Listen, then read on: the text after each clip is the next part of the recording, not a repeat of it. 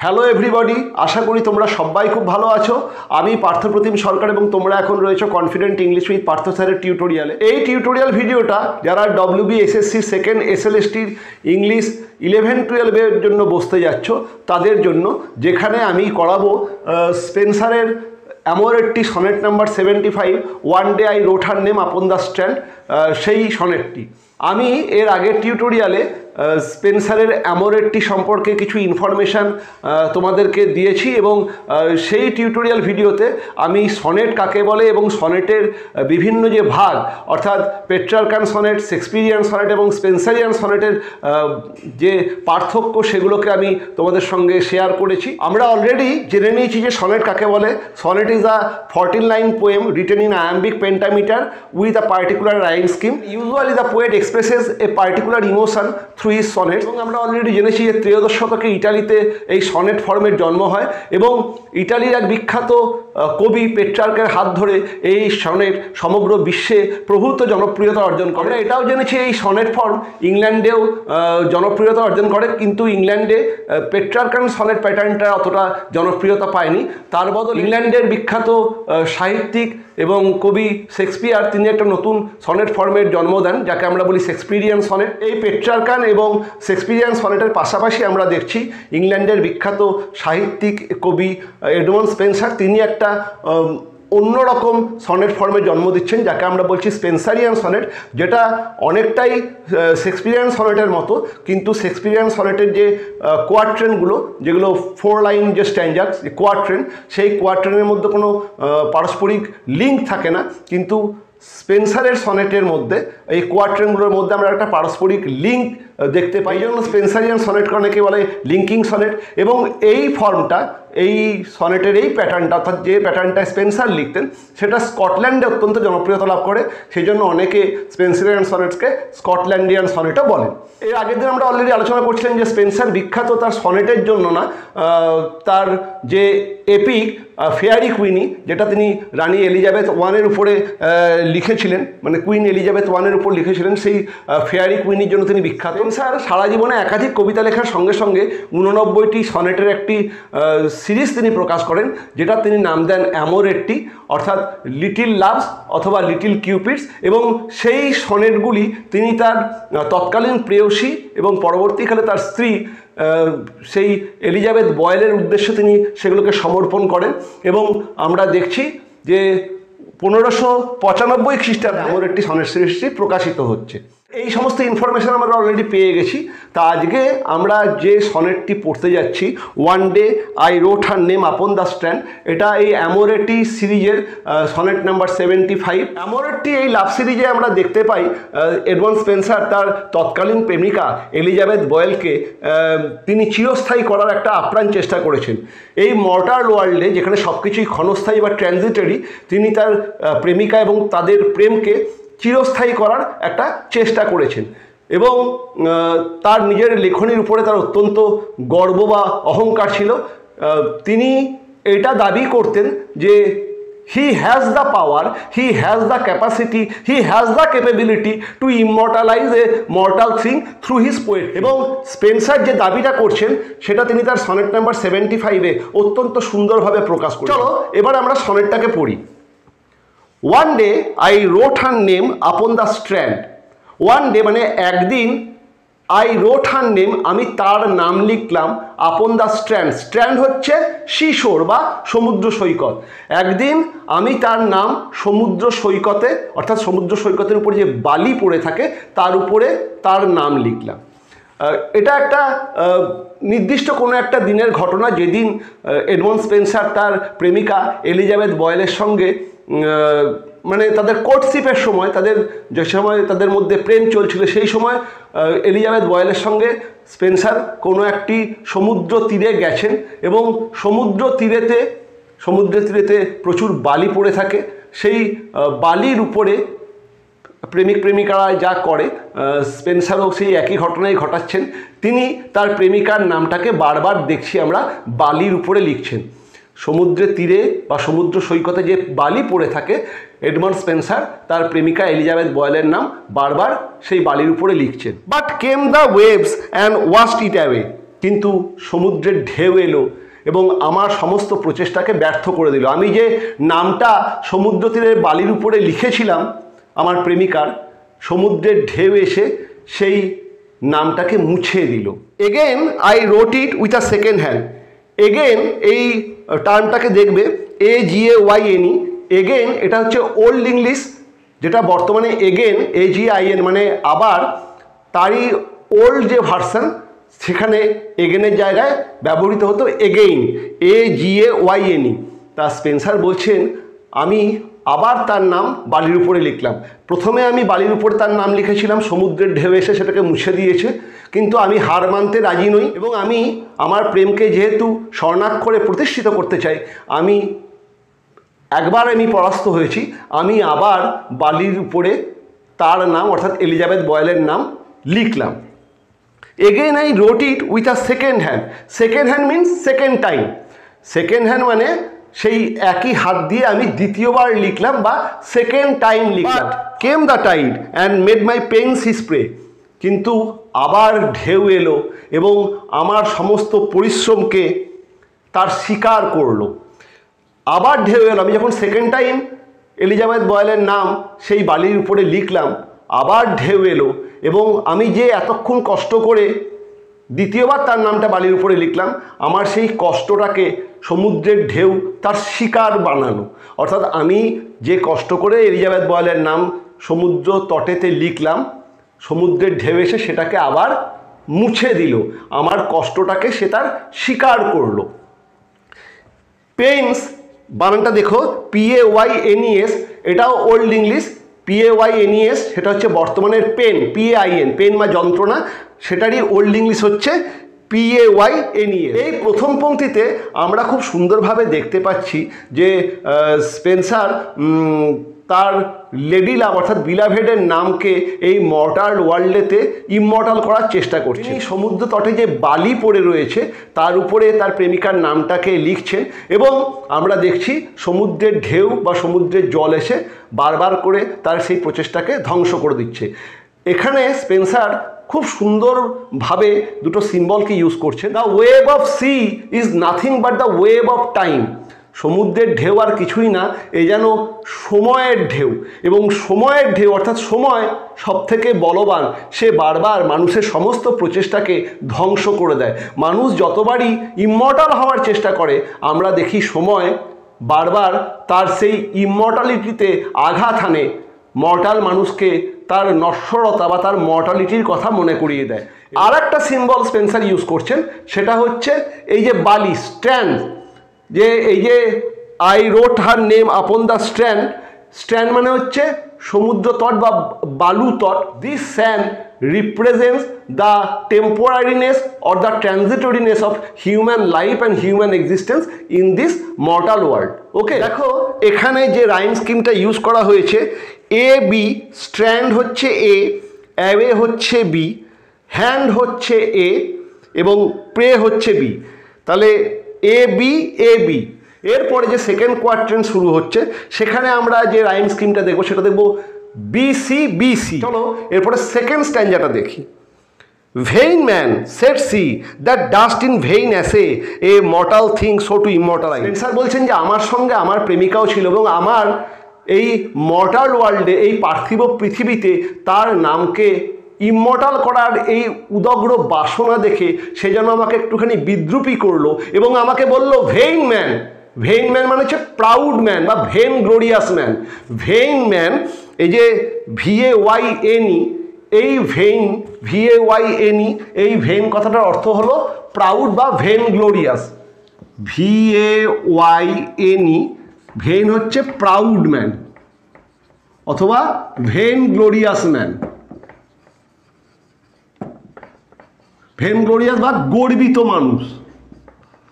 আমার প্রেমিকা আমার এই প্রচেষ্টা অর্থাৎ এই মর্টাল ওয়ার্ল্ডে তার নামকে ইমমর্টাল করার যে বাসনা, সেটা দেখে যেন আমাকে বিদ্রুপ করলো এবং বলল vain man said she that dust in vain as. আমার প্রেমিকা আমাকে বলছে যে আমি খুব গর্বিত, আমি খুব স্পর্ধিত, আমি খুব প্রাউড। আমি কেন প্রাউড?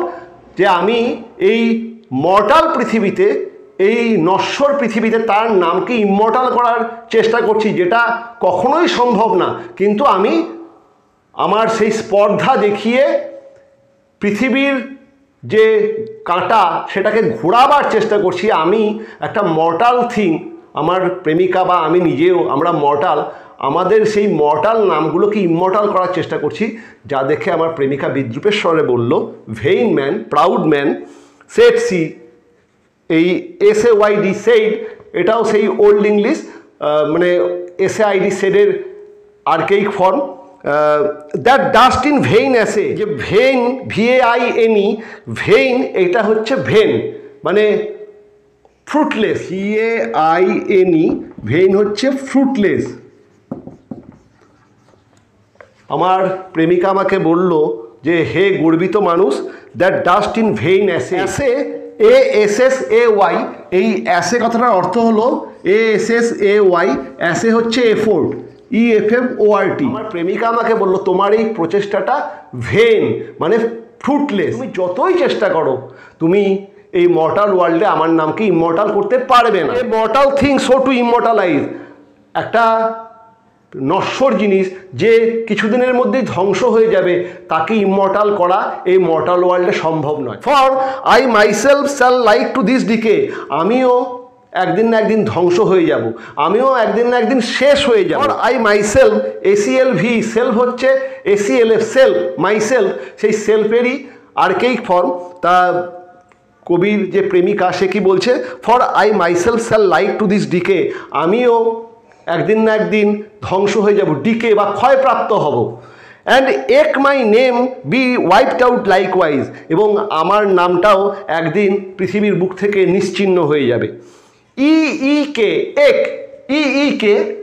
আচ্ছা, আমি এখানটাতে এই জায়গাটা একটু মুছি, তাহলে একটু বুঝতে সুবিধা হবে।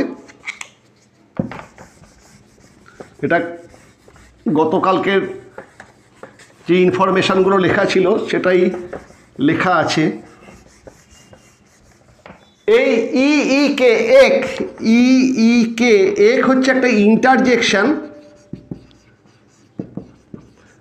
যেটা ব্যবহার হয় বিভিন্নভাবে। এলাজ, এই যে ইন্টারজেকশনগুলো, সেই হিসাবে এক কথাটা ব্যবহার হয়। এখানে এক কথাটা ব্যবহার হচ্ছে এলাজ, ALAS, যে হাই, এই হিসাবে এক কথাটা ব্যবহার হচ্ছে। For I myself shall like to this decay, আমিও এই পৃথিবী থেকে একদিন মুছে যাব। And eke my name be wiped out likewise, হাই, আমার নামও এই পৃথিবীর বুক থেকে একদিন নিশ্চিহ্ন হয়ে যাবে। And eke my name be wiped out, WYPED, এটা হচ্ছে WIPE, মানে নিশ্চিহ্ন হয়ে যাওয়া বা মুছে যাওয়া। ওয়াইপড আউট লাইকওয়াইজ, আমি জানি আমার নামও এই পৃথিবী থেকে নিশ্চিহ্ন হয়ে যাবে। এখানে আমরা দেখছি যে সেকেন্ড কোয়ার্ট্রেনটা শেষ হচ্ছে। এই সেকেন্ড কোয়ার্ট্রেনে আমরা দেখছি কবির প্রেমিকা কবিকে মনে করিয়ে দিচ্ছেন যে তিনিও একজন এই ক্ষণস্থায়ী পৃথিবীতে, তিনিও একজন ক্ষণস্থায়ী মানুষ এবং তার নামও ক্ষণস্থায়ী। কাজেই যতই কবি তার নামকে ইমমর্টাল করার চেষ্টা করুক, এই পৃথিবীর বুক থেকে তিনি নিশ্চিহ্ন হয়ে যেতে বাধ্য। এরপরে থার্ড কোয়ার্ট্রেনে কবি কি বলছেন একবার শোনো। Not so quod I, let baser things devise to die in dust, but you shall live by fame. না না, নট সো, সেরকম হবে না। কোড আই, কোট আই, আমি বললাম মানে স্পেন্সার বলছে যে না না, তুমি যা বলছো যে তোমাকে আমি চিরস্থায়ী করতে পারবো না, সে ঘটনা ঘটবে না। নট সো, খুব জোর গলায় কবি বলছেন, এটা অ্যাসার্টিভ টোন, একটা অ্যাসারশন, কবি একটা যেন সত্যকে প্রকাশ করছেন। তিনি বলছেন না, তা ঘটবে না। Quod I, let baser things devise, baser things মানে হচ্ছে ট্রিভিয়াল থিংস, মানে যেগুলো মূল্যহীন, সাদামাটা জিনিস বা মূল্যহীন জিনিস এই পৃথিবী থেকে নিশ্চিহ্ন হয়ে যাবে। কবি বলছে তার প্রেমিকাকে যে না, তুমি চিরস্থায়ী হবে বা তোমার নাম চিরস্থায়ী হবে। লেট বেসার থিংস ডিভাইজ, সাদামাটা জিনিস পৃথিবীর বুক থেকে নিশ্চিহ্ন হয়ে যাবে। টু ডাই ইন ডাস্ট, সেগুলো ধ্বংসস্তূপে পরিণত হবে, সেগুলো ধূলিকণায় পরিণত হবে। But you shall live by fame, তুমি চিরস্থায়ী হবে, তুমি লোকের মণিকোঠাতে বেঁচে থাকবে। তোমার যে ফেম, তোমার যে খ্যাতি, সেই খ্যাতি চিরস্থায়ী হবে। My verse your virtues rehearsal eternize and in the heavens write your glorious name.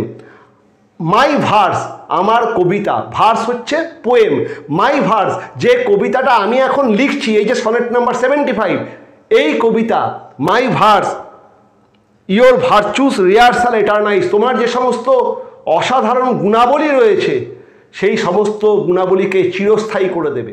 And in the heavens write your glorious name, এবং স্বর্গতে চিরস্থায়ীভাবে তোমার নাম লিখে দেবে।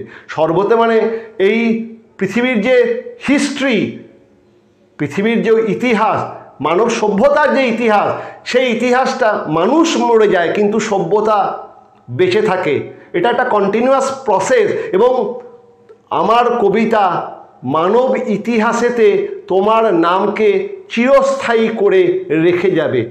মাই verse your virtues rehearsal eternize and in the heavens write your glorious name, তোমার সেই অসাধারণ নাম, তোমার সেই অসাধারণ গুণাবলী চিরস্থায়ীভাবে মানব ইতিহাসে স্থান পাবে।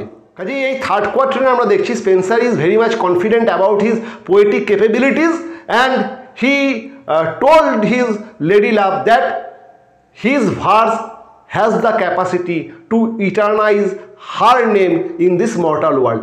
এই নশ্বর পৃথিবীতে তার লেখনীর সেই শক্তি আছে যা এলিজাবেথ বয়েলকে চিরস্থায়ী করে রেখে যাবে। এই যে তিনটে কোয়ার্টেনে, এখানে আমরা দেখছি বেশ কিছু আর্গুমেন্ট। কবি একটা আর্গুমেন্ট প্রথমে প্রেজেন্ট করলো। কি প্রেজেন্ট করলো? যে এই মর্টাল পৃথিবীতে তিনি তার লেডি লাভের নামকে ইমর্টাল করার চেষ্টা করছেন। সেকেন্ড যে কোয়ার্টেন, সেখানে কবির লেডি লাভ কবিকে তার ফিউটাইল অ্যাটেম্প সম্পর্কে অবহিত করছে এবং তাকে বলছে যে তার এই প্রচেষ্টাটা হচ্ছে ভেনগ্লোরিয়াস বা স্পর্ধিত বা গর্বিত। এবং থার্ড কোয়ার্টেনে আমরা দেখছি যে কবি তার লেডি লাভকে বা তার প্রেমিকাকে সে আশ্বস্ত করছে এই বলে যে প্রেমিকা হয়তো মরে যাবে কিন্তু তার নাম কবির লেখনীর মাধ্যমে চিরস্থায়ী হয়ে উঠবে। এই যে তিনটে কোয়ার্টেন, সেখানে যে সমস্ত পয়েন্টগুলোকে প্রোভ করা হয়েছে বা উত্থাপন করা হয়েছে, আমরা দেখছি শেষের দুটি লাইন, যাকে আমরা বলি কনক্লুডিং কাপলেট, সেখানেতে এই সমস্ত পয়েন্টের সাম আপটা কবি খুব সুন্দরভাবে প্রকাশ করছেন। তিনি কি বলছেন? When where as death shall all the world subdue, মৃত্যু যখন আসে তখন আমরা দেখি এই পৃথিবীর সমস্ত জিনিসই পরাস্ত হয়। অর্থাৎ মৃত্যু, যেটা একটা চিরস্থায়ী সত্য, মানে জন্মালেই মরতে হবে এবং মৃত্যুর থেকে বড় শক্তিমান আর কেউ নাই। মৃত্যু যখন আসে আমরা দেখি পৃথিবীর সমস্ত শক্তি ধীরে ধীরে তার কাছে পরাস্ত হয়। সাবডিউ কথাটা অর্থ হলো ডিফিট বা এনগাল। মৃত্যু যখন আসে সবাই পরাজিত হয়, সবাই মৃত্যুর কাছে মাথা নোয়ায়। কিন্তু কবি কি বলছেন? But our love shall live and later life renew, কিন্তু মৃত্যুও আমাদের প্রেমকে এই পৃথিবী থেকে মুছে ফেলতে পারবে না। তার কারণ আমাদের প্রেম পরজন্মেও পুনর্নবীকৃত হবে। আওয়ার লাভ শ্যাল লিভ, আমাদের এই ভালোবাসা চিরস্থায়ীভাবে বেঁচে থাকবে। My verse has that power to immortalize our love, আমার কবিত্ব শক্তির সেই ক্ষমতা আছে যে আমাদের প্রেমটাকে চিরস্থায়ী করে দেয়। এবং শুধুমাত্র ইমর্টালাইজ বা চিরস্থায়ী করবে না, যুগের পর যুগ ধরে আমাদের ভালোবাসা পুনর্নবীকৃত হবে। অর্থাৎ এই যে রিনিউ মানে হচ্ছে পুনর্নবীকরণ। যুগের পর যুগ ধরে লোকেরা আমাদের কথা মনে রাখবে। আমরা মরে যাব কিন্তু আমার কবিতা, যে কবিতাতে আমি তোমার প্রশংসা করছি, তোমার বিভিন্ন গুণাবলীর যে কবিতার মাধ্যমে ফুটিয়ে তুলেছি, সেই কবিতা বেঁচে থাকবে এবং মানব সভ্যতা যতদিন বেঁচে থাকবে, যুগের পর যুগ ধরে মানুষ যতদিন ভালোবাসবে, প্রেম ভালোবাসার কথা বলবে, ততদিন আমার কবিতা বেঁচে থাকবে এবং আমার কবিতার মাধ্যমে তোমার নাম, তোমার এই সমস্ত গুণাবলীও বেঁচে থাকবে। এবং আমাদের এই ভালোবাসা মৃত্যুর কাছে মাথা নত করবে না, আমাদের ভালোবাসা তার পুনর্নবীকরণ হবে, আমাদের ভালোবাসা চিরস্থায়ীভাবে এই মানব সভ্যতার ইতিহাসে থেকে যাবে।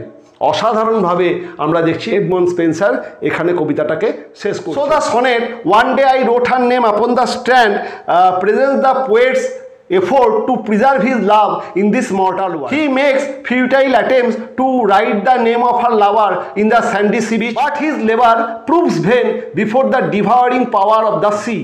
the waves that actually wipe out the name of poet's ladylove very beautifully symbolizes the waves of time which ultimately destroys each and everything. The image of sun very aptly symbolizes the transitoriness or short lasting of man in this mortal world. The poet's ladylove is very skeptic about his endeavor to immortalize her beauty in this mortal world. The poet has enough faith in his verse to immortalize her beauty in this mortal world. And so you notice Spenser very eloquently presents that his verse has the capacity to immortalize her name and her rare qualities in this mortal world. এটা হলো One Day I Wrote Her Name Upon the Strand by Edmund Spenser, অর্থাৎ Amoretti sonnet number 75। আমি তোমাদের সম্পূর্ণ বঙ্গানুবাদটা করে দিলাম এবং যে সমস্ত জিনিসগুলো এই কবিতার সঙ্গে সম্পৃক্ত বা যেগুলো বলা দরকার সেগুলো তোমাদেরকে আমি ইন ডিটেলস বলে দিলাম। এবং আগের ক্লাসে আমরা অলরেডি স্পেন্সারিয়ান সনেট নিয়ে আলোচনাও করেছি। অ্যামোরেটটি থেকে শর্ট প্রশ্ন হিসাবে ইম্পর্টেন্ট হচ্ছে এই vein man said she that dust in vain as, এই লাইনটা খুব ইম্পর্টেন্ট। ভেইন ম্যান, এখানে দুটো ভেন আছে। ফার্স্ট ভেন হচ্ছে ভেন গ্লোরিয়াস ম্যান বা প্রাউড ম্যান এবং সেকেন্ড ভেন হচ্ছে vain attempt. Vain assay means vain attempt, এই লাইনটা খুব important. Vain man said she that dust in vain assay, কে বলেছে, কাকে বলেছে, কেন বলেছে, যে কোনো একটা শর্ট প্রশ্নে আসতে পারে। এটা বলেছে পোয়েটের লেডিলাভ পোয়েটকে, এটা একটা শর্ট প্রশ্ন আসতে পারে। প্রথম ভেইন ম্যান, এটার মানে হচ্ছে ভেন গ্লোরিয়াস ম্যান বা প্রাউড ম্যান, এবং ভেইন অ্যাসে মানে হচ্ছে ভেন এফোর্ট। ওকে, এইটা খুব ইম্পর্টেন্ট। আর একটা ইম্পর্টেন্ট হচ্ছে স্ট্র্যান্ড। স্ট্র্যান্ড হচ্ছে সি বিচ বা সিশোর, এটাও একটা ইম্পর্টেন্ট প্রশ্ন হয়। আর একটা important line, a mortal thing so to immortalize. কোনটা মর্টাল থিং?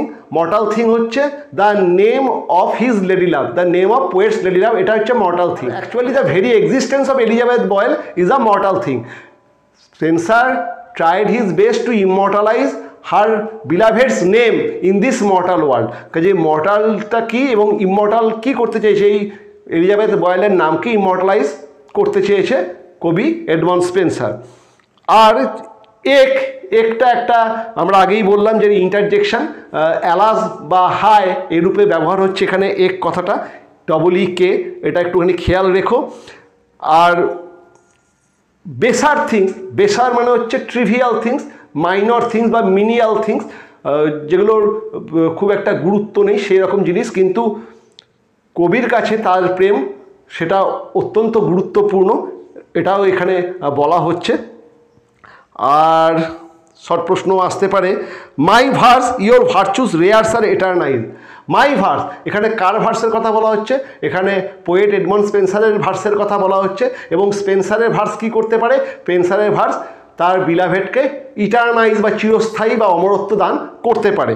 ওকে, আর সাবডিউ হচ্ছে এনগাল বা ডিফিট মানে পরাজিত হওয়া।